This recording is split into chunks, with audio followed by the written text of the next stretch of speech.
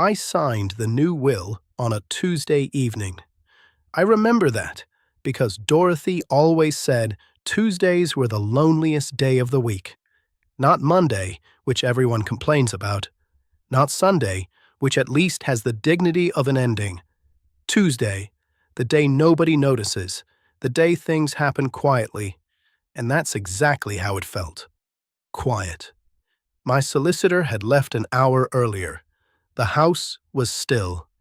I was sitting in my study, the same chair I've sat in for 31 years, holding the pen I just used to rewrite the future of my family, and I thought, this pen weighs nothing, but what I've just done with it will be heavier than anything I've ever carried.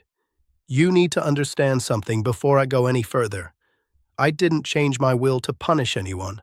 I didn't do it out of spite or senility or some late-life crisis. I did it because at 87 years old, I finally had the clarity to ask a question I'd been avoiding for years. And that question was this: if I had nothing to leave behind, would they still come? I didn't want to know the answer. But life has a way of showing you things you didn't ask to see. Dorothy passed 6 years ago, pancreatic cancer. Fast and cruel, the way the worst things always are. She was the kind of woman who made a family feel like a family, not because she cooked the Sunday roast or remembered every birthday, though she did both, but because she had this gravity, a warmth you could feel when you walked through the door. When Dorothy was alive, my children came home because the house felt like home. She was the center. I didn't realize how much of the center she was until she was gone, and I felt the whole thing start to drift. At first, the visits stayed the same. Margaret, my eldest, would come every other weekend. Richard, my middle boy, kept up the Sunday lunches. James, my youngest, called every Thursday without fail. For about a year, maybe 18 months, the rhythm held. I thought we'd be all right. But grief has a second act that nobody warns you about. The first act is the funeral, the tears, the coming together. The second act is the slow, invisible rearrangement of priorities.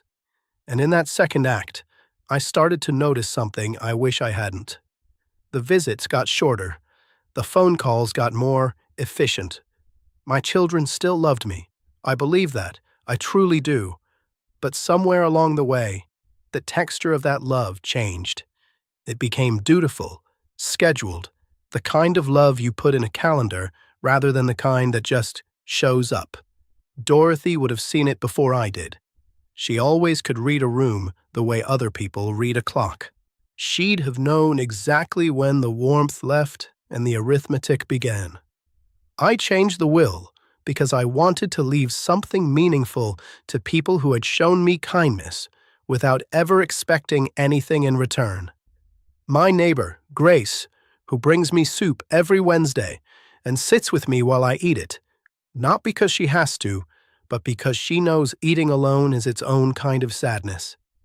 A young man named Thomas, from the local charity shop, who spent 2 hours helping me find a first edition of a book Dorothy loved, and then refused to let me pay full price.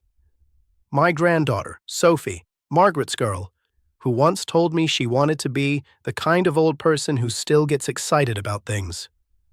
I wanted to leave something to the people who reminded me of what Dorothy always said, that generosity isn't about what you give, it's about what you notice. I didn't cut my children out. Let me be clear about that. They are still in the will, but the proportions changed. And apparently, in a family, proportions are everything. Margaret was the first to call, 2 days after I mentioned the changes at dinner. She didn't ask how I was. She didn't ask why. She asked if I'd considered talking to someone. Someone. She meant a doctor. She meant a professional who could assess whether her 87-year-old father had lost the plot. And here's what hurt the most. She invoked Dorothy. She said, "Dad, Mom would have wanted to make sure you're being looked after properly."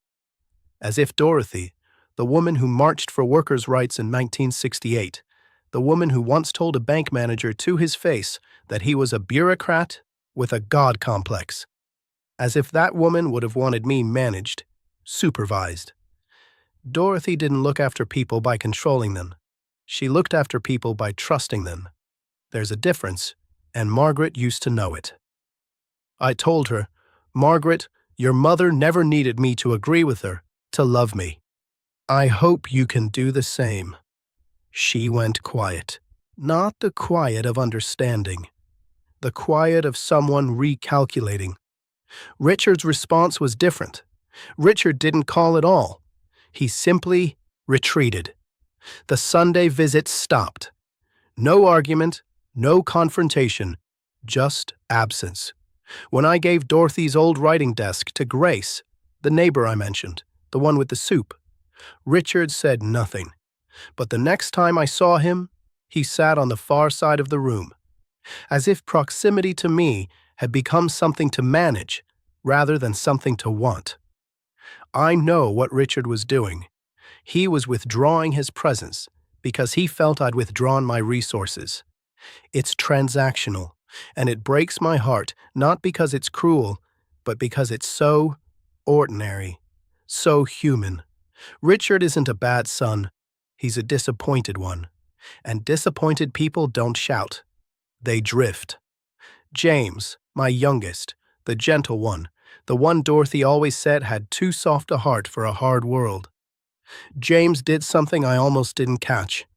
But he brought Karen, his wife, every time.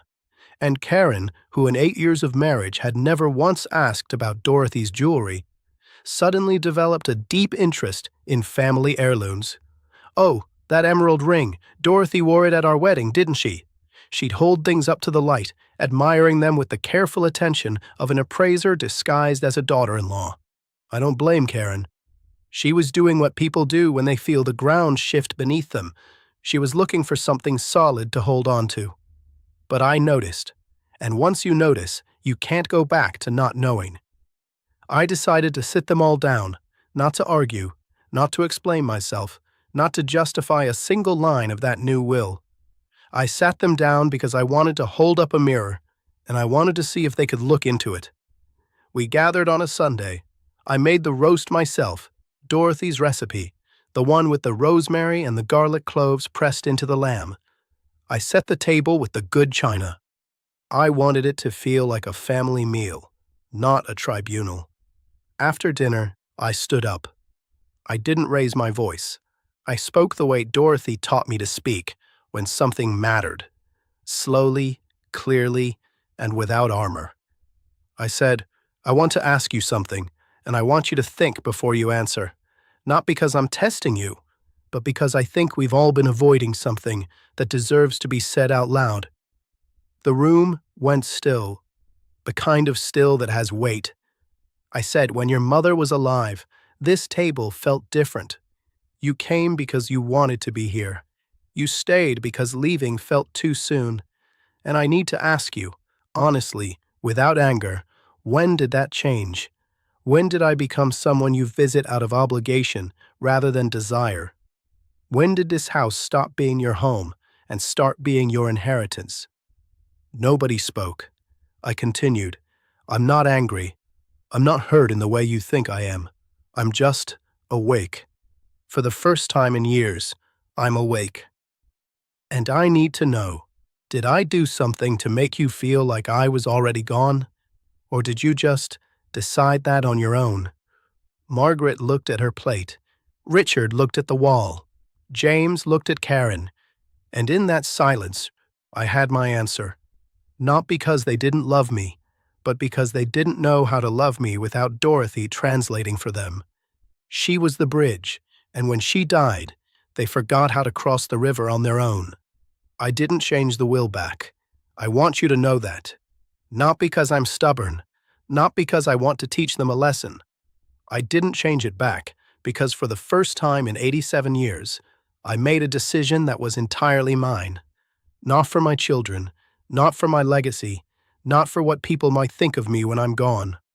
I made it for the man sitting alone in that study on a Tuesday evening, holding a pen, asking himself what matters. And what matters is this: I spent 60 years building a life with Dorothy. I spent 6 years grieving her, and I will spend whatever years I have left being the author of my own story, not a character in someone else's. My children will come around, or they won't. I hope they do. I hope Margaret stops seeing concern as a strategy. I hope Richard comes back to the table, not because the numbers changed, but because he misses his father. I hope James finds the courage to visit without Karen steering the conversation towards silverware. But if they don't, if the will remains the thing that stands between us, then at least I'll know. At least the truth will be visible.